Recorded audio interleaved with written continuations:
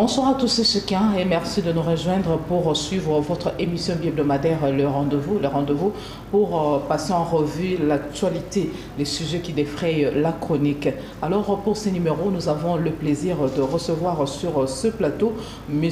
Mbosso Kiapoto, qui est président du conseil d'administration de l'Université Congo et consultant international, ministre honoraire de l'industrie et du PME.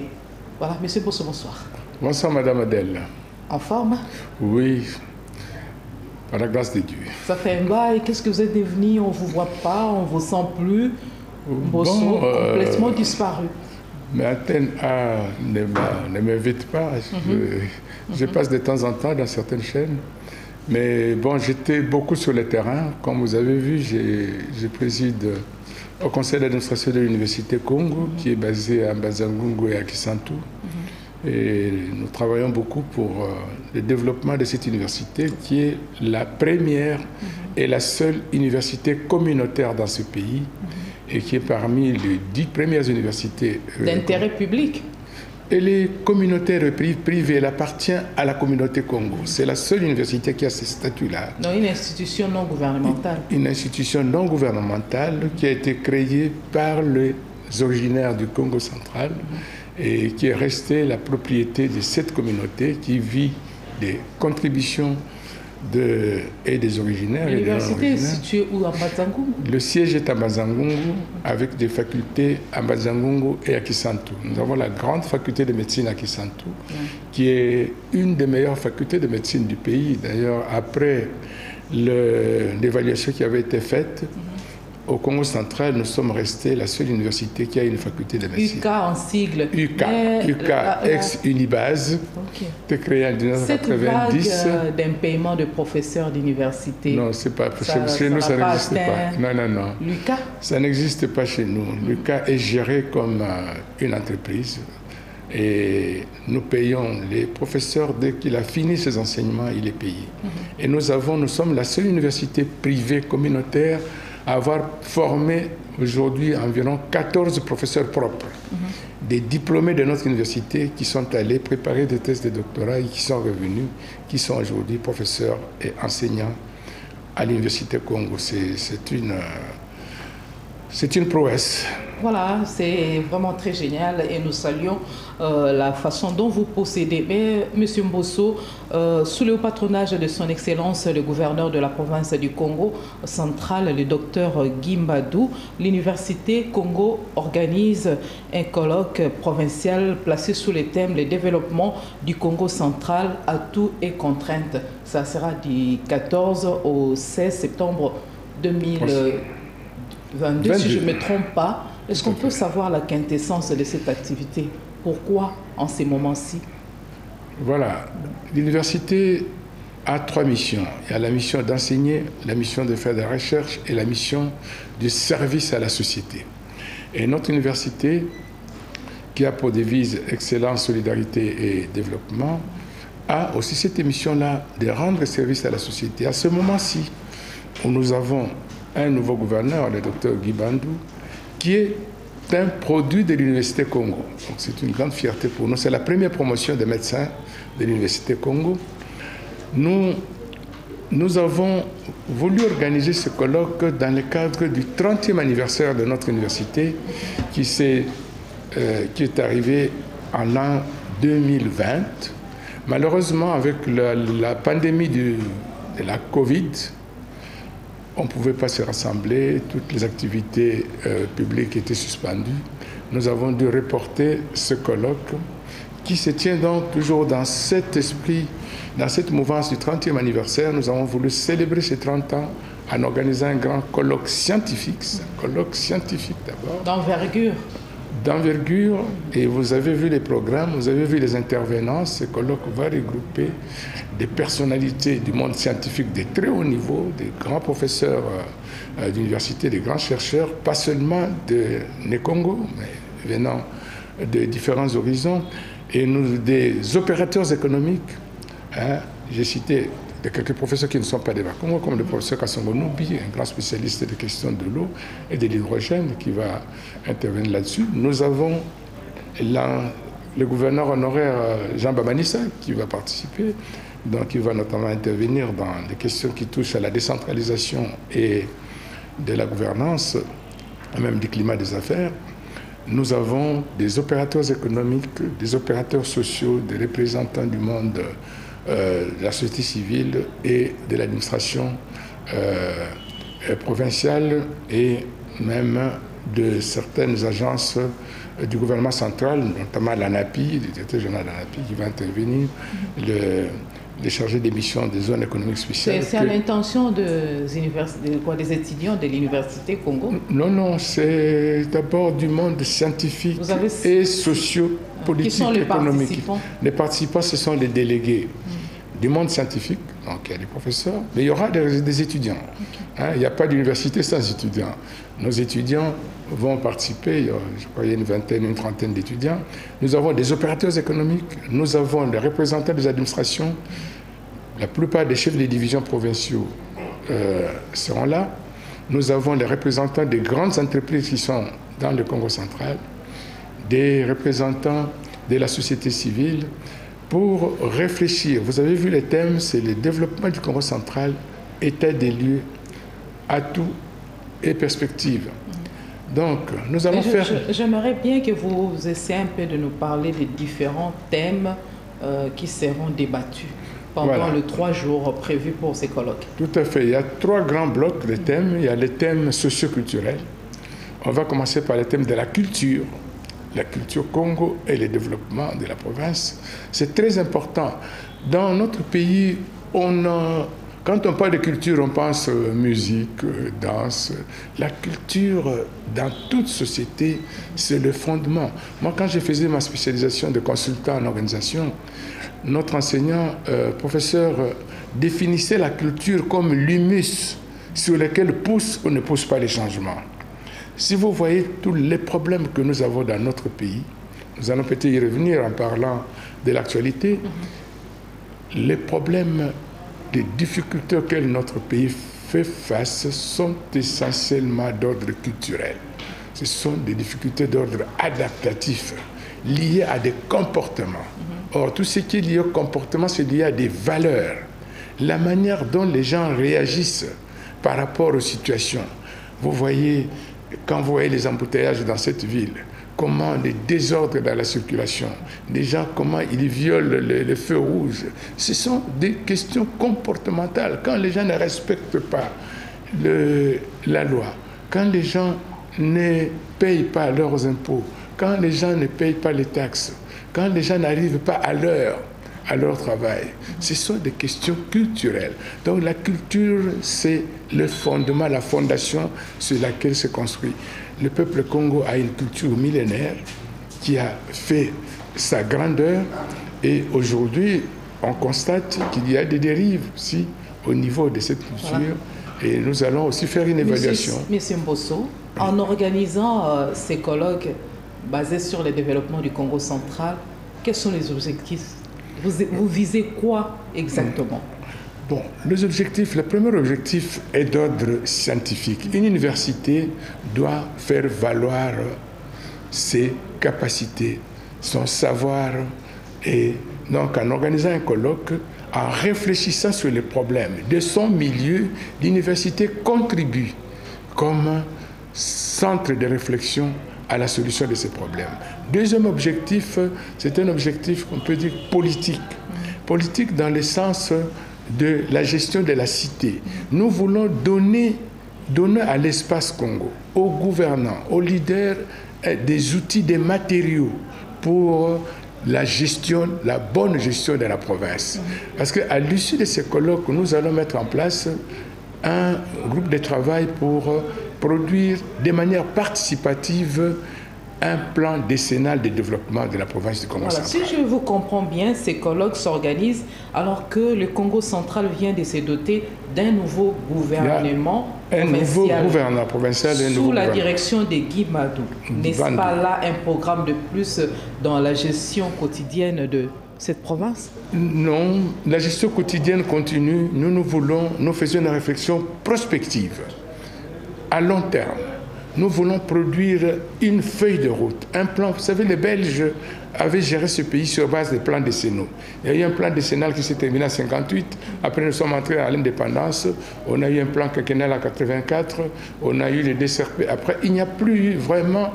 Or, vous savez, qui ne planifie rien ne poursuit rien, dit-on. Mais ces résolutions, les résolutions qui seront issues de ces colloques, qu'est-ce que vous allez en faire? Mais ces résolutions, au gouvernement provincial? On va, le gouverneur qui, sous le patronage duquel ce colloque se déroule, qui sera à l'ouverture et je crois à la clôture, nous lui remettrons ces résolutions.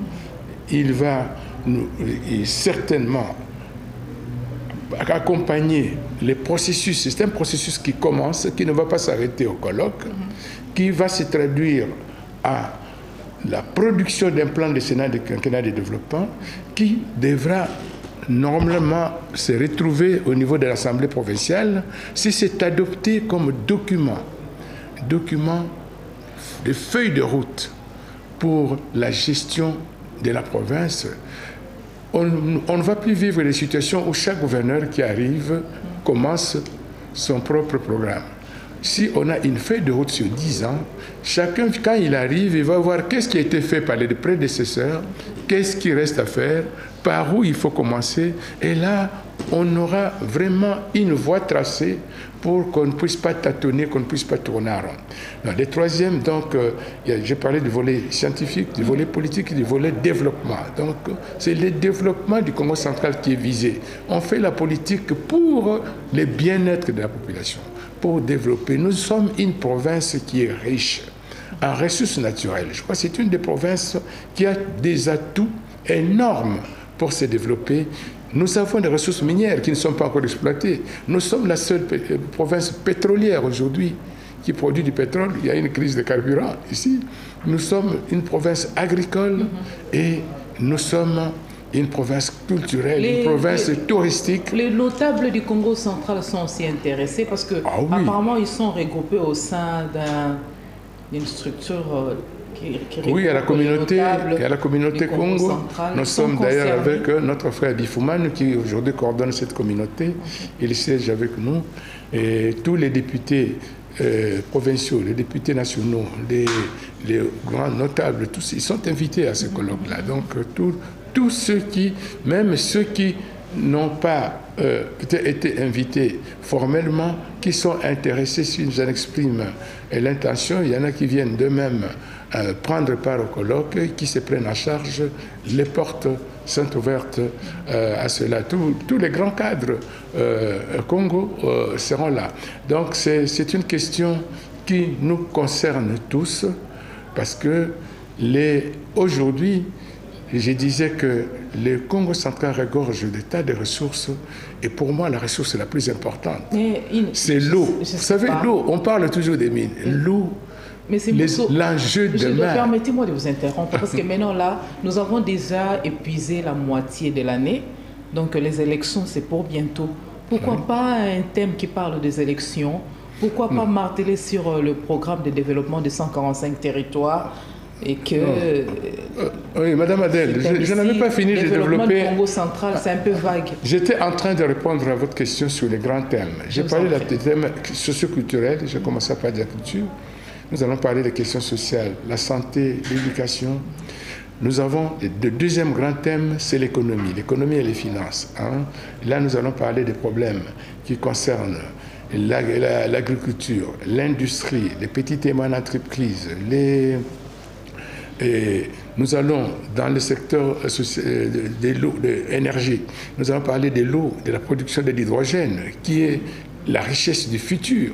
Le cuivre coûte $8 000 la tonne, l'hydrogène c'est $30 000 la tonne. Et nous sommes en pole position pour pouvoir être un grand producteur d'hydrogène. Nous allons parler des infrastructures et des secteurs techniques, les routes, les voies fluviales, les chemins de fer, les voies maritimes, les ports de Banana, Inga. Et nous allons parler de la décentralisation de la gouvernance. C'est là où nous abordons tous ces problèmes-là. Pourquoi les provinces ne se développent pas bien? Il y a un problème sur la mise en œuvre de la décentralisation. Surtout le province du Congo central qui est proche de la capitale Kinshasa. La retenue de 40% de ce qui est prévu par la Constitution n'est pas appliquée par le gouvernement central. Les péages ici, qui produit beaucoup d'argent, la province ne reçoit que au maximum 10%, même pas les 40% prévus. Les recettes pétrolières qui contribuent pour 360 millions de dollars chaque année au budget de l'État. La loi financière prévoit qu'on rétrocède 10% à la province. On devait rétrocéder à la province du Congo central 36 millions de dollars. On reçoit à peine 1 million de dollars par an. Alors, vous voyez tous ces problèmes-là qui bloquent le développement, même dans les domaines que nous appelons des compétences exclusives. L'éducation, la santé, l'agriculture, les infrastructures comme le développement rural, les routes de desserte. L'argent n'est pas rétrocédé. Comment voulez-vous que les provinces puissent se développer? Donc, on a fait les programmes. Se développer comment aussi au moment où on parlait de détournement, comme le ministre, le gouverneur Atou Toubouana l'a accusé de détournement. Il a détourné les fonds qui devaient être utilisés pour le développement de sa province. En ce qui concerne Atou Toubouana, le gouverneur intérim, on l'a accusé de détourner les fonds destinés à la construction du stade. Je préfère qu'on n'aborde pas des sujets qui peuvent vous amener C'était juste pour dire que le gouvernement central a sa part de responsabilités, mais le gouverneur provincial aussi, avec les problèmes de gouvernance à réunir, ils peuvent aussi organiser. Oui, j'ai dit nous allons réfléchir sur la gouvernance, il faut mettre en place des mécanismes qui permettent d'encadrer la gestion des ressources. Quand on mobilise des ressources, il faut qu'elles soient bien gérées, bien affectées. Il faut que les responsabilités soient établies à tous les niveaux. Effectivement, le gouvernement central a une grande responsabilité, mais il faut que les ressources, quand elles sont effectivement rétrocédées ou mobilisées, parce que la province aussi mobilise ses propres ressources avec la régie locale, que ces ressources soient affectées correctement. Et ça, ce sera le quatrième bloc. Donc après les blocs socioculturels, les blocs économiques, les blocs infrastructures, il y a les blocs décentralisation et gouvernance, où on doit justement faire des propositions sur la manière de bien gérer les ressources qui sont mobilisées ou qui seront mobilisées, de bien les encadrer et de bien les allouer. Parce que tout l'état que nous dénonçons, que ce soit au niveau national ou au niveau provincial, ça existe.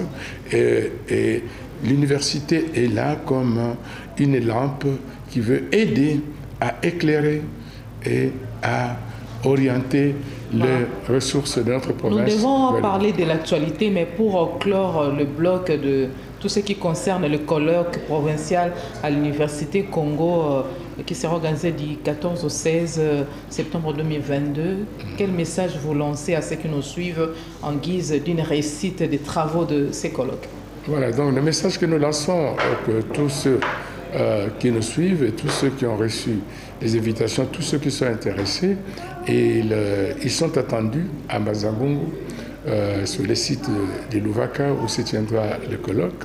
Nous allons après les exposés qui seront faits par des spécialistes, il y aura des ateliers et nous produirons des résolutions. Et ceux qui sont intéressés, ils peuvent contacter le rectorat de l'université. Nous avons un bureau de représentation ici à Lugini, à Kinshasa, pour s'ils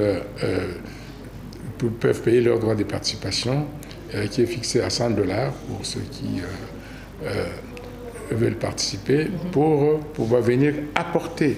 C'est une cause provinciale qui est aussi une cause nationale, parce que si chaque partie du pays se développe, c'est le pays dans l'ensemble qui va se développer. C'est dans les soucis de pouvoir apporter une contribution substantielle au développement de notre province que nous organisons ce colloque qui se veut rassembleur, parce que l'Université Congo, c'est une œuvre provinciale qui a été réalisée par l'ensemble du peuple Congo, après la BACO qui avait été le parti qui réunissait tous les Bakongo, c'est la deuxième œuvre majeure réalisée par tous les Bakongo dans leur ensemble qui se retrouvent au sein de cette université. Donc c'est une opportunité qu'il ne faut pas manquer. Voilà, nous allons parler de vous aussi. Vous avez donné le meilleur de vous-même au ministère de l'Industrie de 2007 à 2010 et au ministère de PME.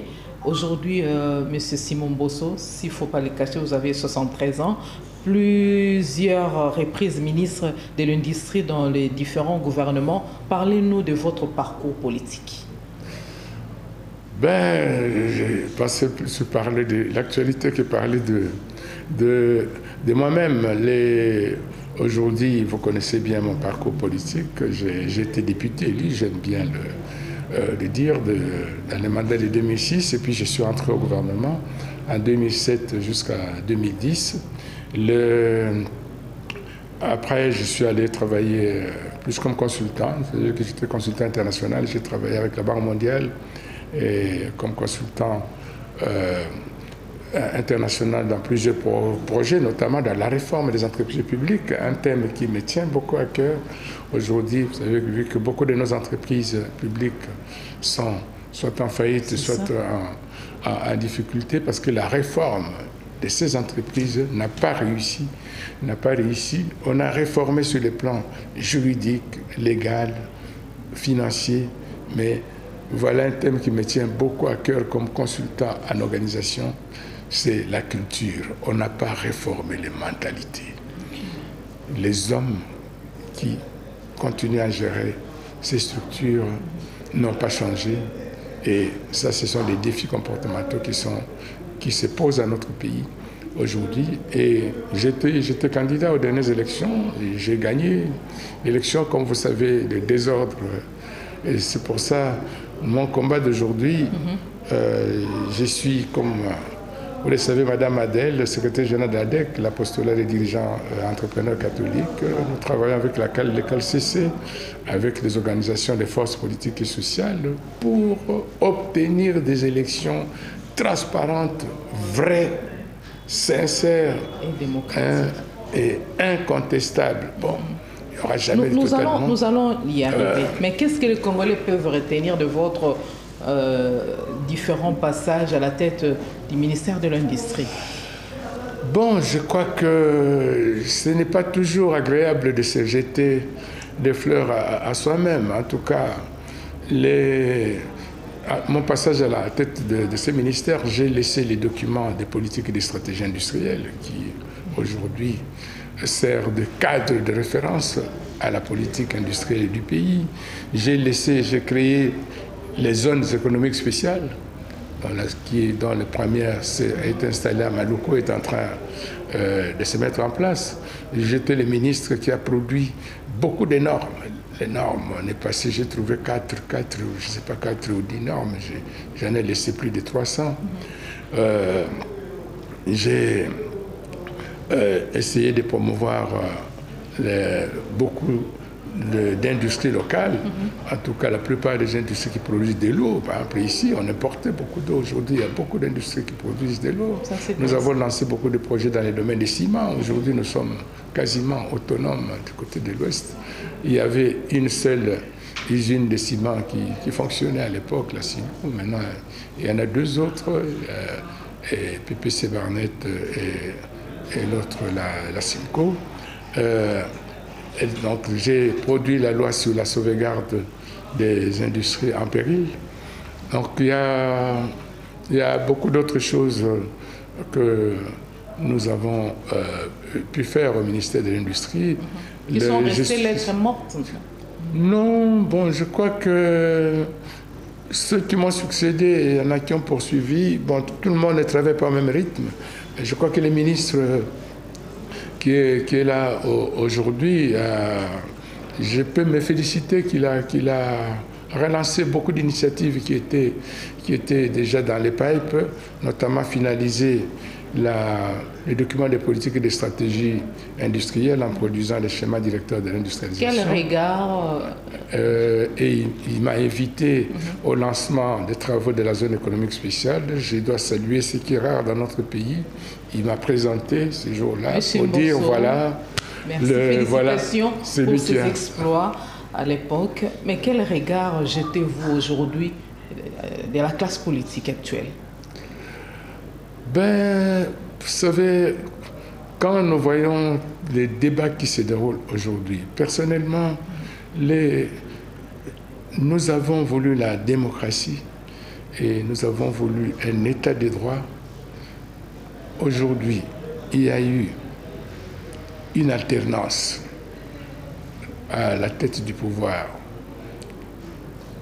On peut discuter sur les conditions de cette alternance, mais c'est l'opposition qui est arrivée à la tête de l'État. Mais malheureusement, on peut constater que beaucoup d'États qui ont prévalu sous l'ancien système, qui continuent à se manifester aujourd'hui.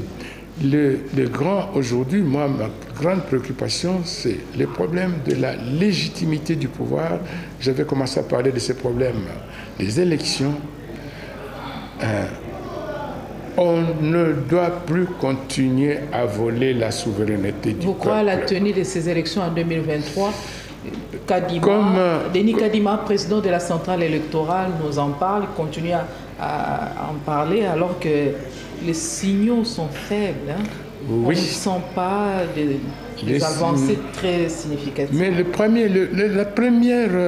premier obstacle à ces élections, c'est le manque de consensus. Nous, comme acteurs politiques chrétiens, catholiques, j'ai dit que je fais partie de la structure du CALCC qui se bat pour des élections crédibles et transparentes et apaisées.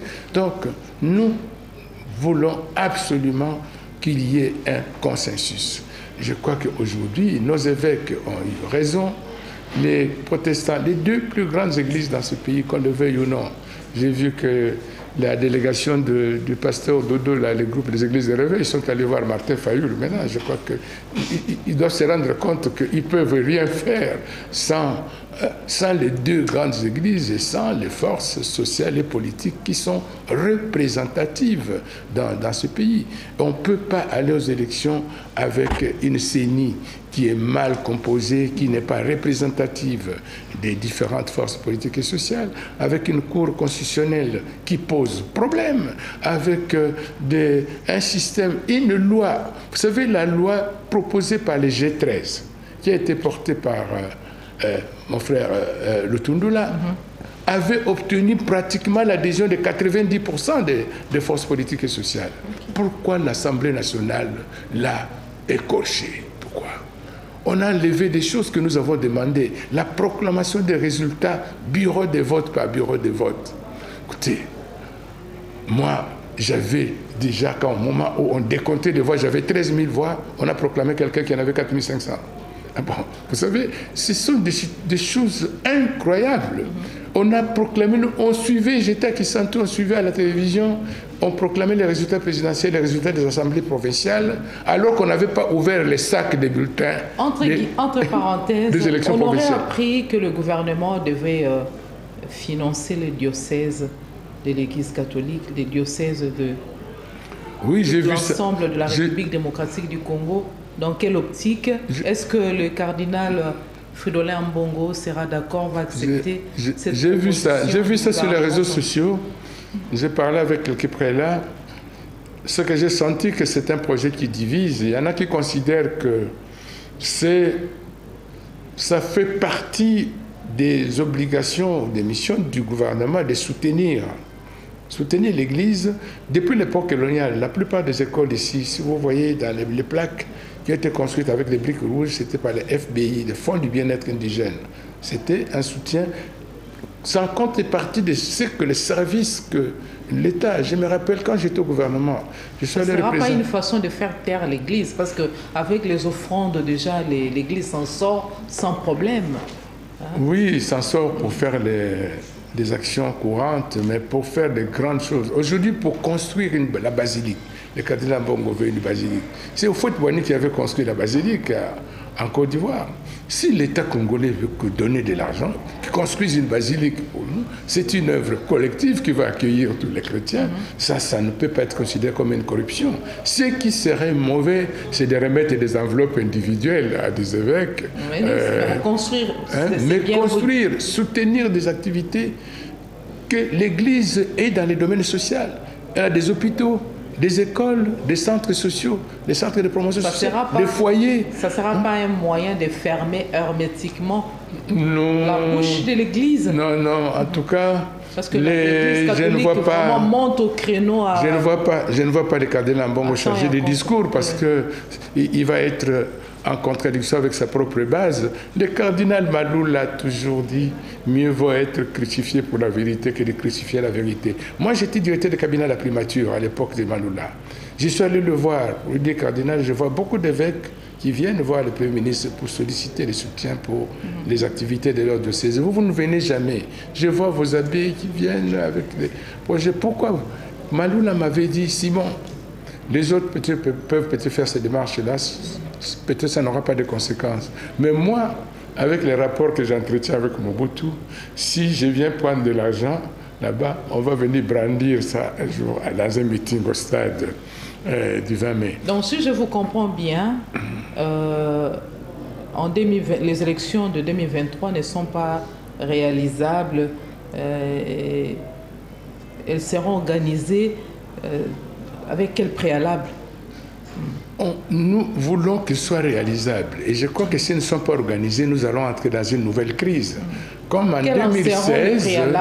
Mais les préalables, ce sont les réformes consensuelles. C'est tout ce que les forces politiques et sociales demandent. Les églises, l'Église catholique, les protestants, ils avaient demandé ça. Les CALCC, les Milapro, nos amis qui représentent les forces de l'opposition aujourd'hui, et même une partie de la majorité, je crois, qu'on se mette autour d'une table. Ce qui a sauvé quelque peu la situation en 2018, c'est la réunion de la Cinco. C'est la réunion de la Cinco. La mission d'Eden Kodjo avait échoué, mais autour de nos pères, des évêques, on a pu mettre tout le monde ensemble, on a adopté un processus, un schéma qui nous a conduit. Vous pensez que ces évêques, maintenant là, jusqu'à maintenant, continuent à parler le même langage?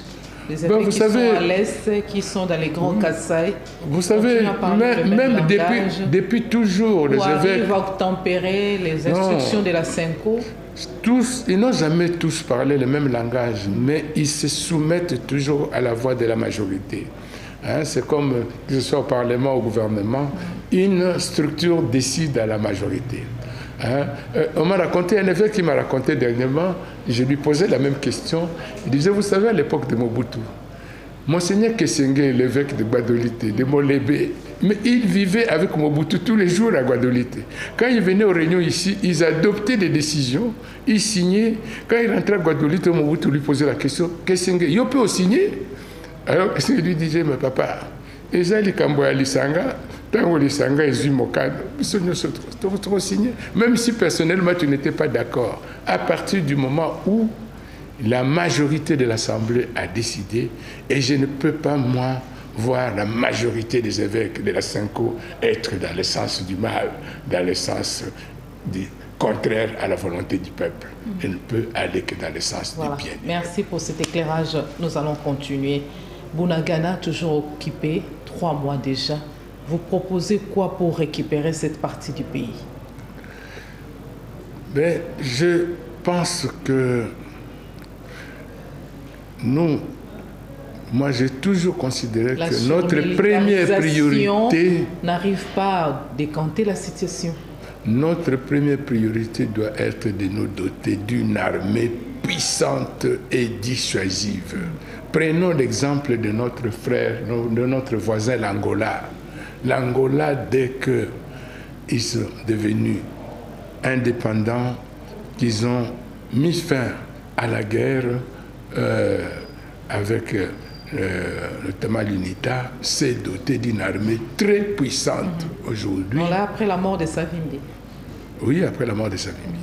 Et aujourd'hui, on ne va jamais entendre parler d'un groupe armé qui va occuper une partie de l'Angola. Il y a même des infiltrations régulièrement de Cabinda. Ils viennent pourchasser leurs rebelles jusque chez nous, jusque dans nos villages, vers Tchela, partout là.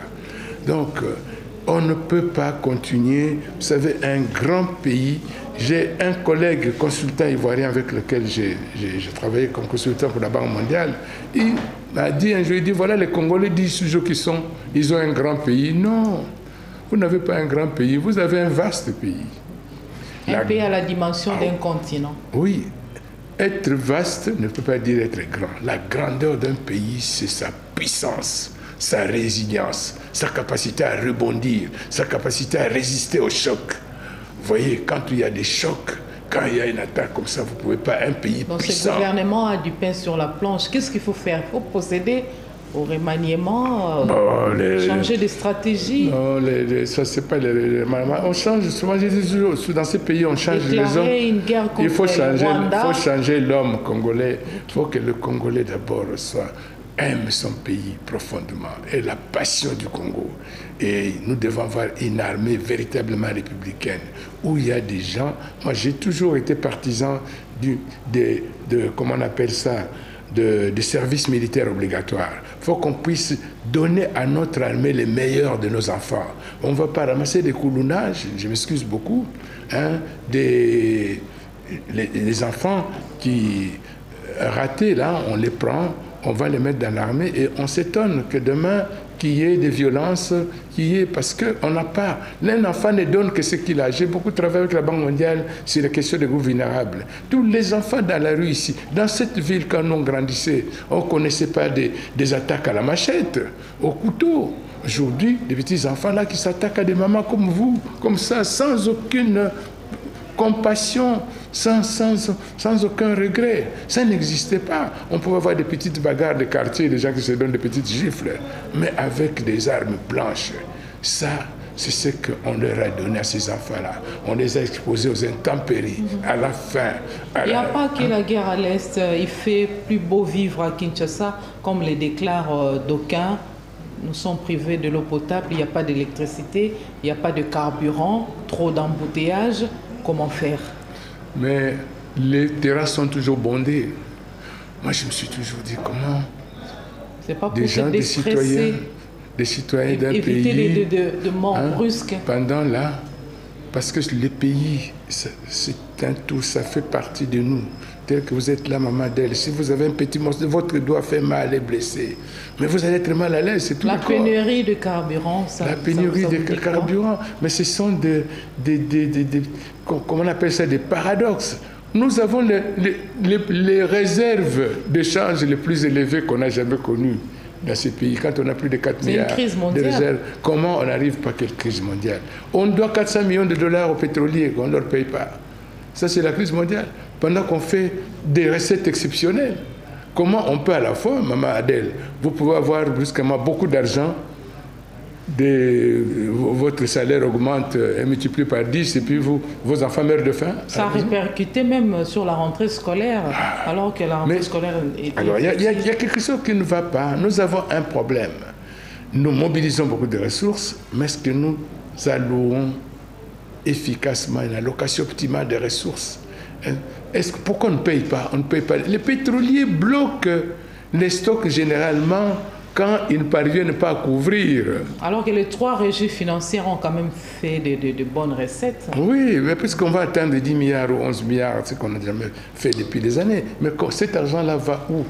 400 millions de dollars. Pas destiné pour les élections de 2020? Non, les élections, j'ai vu les chiffres, je crois qu'on a payé peut-être 300 millions, je ne sais pas. Jusqu'ici, ce n'est pas ça qui va. Mais il y a les trains de vie de l'État. Aujourd'hui, c'est un des grands débats. Dans les poches des gens. C'est un des grands débats qu'il y a aujourd'hui, les trains de vie de l'État. Le parlementaire, les députés, leurs émoluments vont jusqu'à 21 millions de dollars comme... 21 000, maman. 21 000 dollars, comme l'a semblé dire Martin Fayulu, c'est lui qui nous a révélé ce secret, il a extériorisé cette réalité. Vous trouvez qu'avec tout ça, comment est-ce que le pays va aller de là? Mais justement, le débat sur le train de vie de l'État doit se faire. Il y a des gens qui veulent contourner ce débat. On ne peut pas, parce que le développement d'un pays n'est pas seulement une affaire quantitative, c'est d'abord une affaire qualitative. Vous pouvez avoir beaucoup de ressources, mais comment ces ressources sont réparties? Quand il n'y a pas l'équité, quand il y a trop d'inégalités, les problèmes, il y a des gens même qui croient, qui disent ah, pourquoi on en veut aux députés parce qu'ils ont beaucoup d'argent. Non, moi j'ai été député, à l'époque je crois qu'on touchait autour de 5 000 $, je ne sais pas. Peut-être 3 000, je ne sais même plus. Mais en tout cas, on ne dépassait pas 5 000. Le problème n'est pas d'augmenter les salaires d'une catégorie, mais c'est de répartir équitablement les ressources. Si dans les 10 milliards de ressources de l'État, si, supposons, il y a peut-être 50%, normalement, c'est 30% la moyenne qu'on affecte au salaire. Mais dans notre pays, on arrive jusqu'à 60-70% de recettes publiques qui vont à payer les salaires. Et le budget d'investissement est négligé. Le budget d'investissement qui doit permettre au pays de s'améliorer, de construire des routes, construire des hôpitaux, des écoles. Voilà. Et les provinces, c'est la variable d'ajustement. Chaque fois qu'on doit réduire les dépenses, vous avez suivi, les députés provinciaux n'étaient pas payés pendant plus d'une année. Nous sommes presque à la fin de cette émission. La RDC, un pays où les conducteurs avaient buté un problème de permis de conduire, ils ne maîtrisent pas le volant ou ils ne maîtrisent pas le code de la route. C'est triste. C'est triste. Donc nous sommes tous hors la loi. Et les ministres, c'est le ministre des Transports, mon ami Okende, qui a dit que même les chauffeurs du président de la République n'ont pas de permis. Okay. Alors, quand les chauffeurs du président de la République n'ont pas de permis, mais pourquoi? Les policiers, là, ils font quoi sur la route? Voilà, voilà, monsieur Simon Bosso. En guise de message particulier, la nouvelle est tombée comme une bombe. Le décès de la reine mère Elisabeth d'Angleterre vous inspire quoi?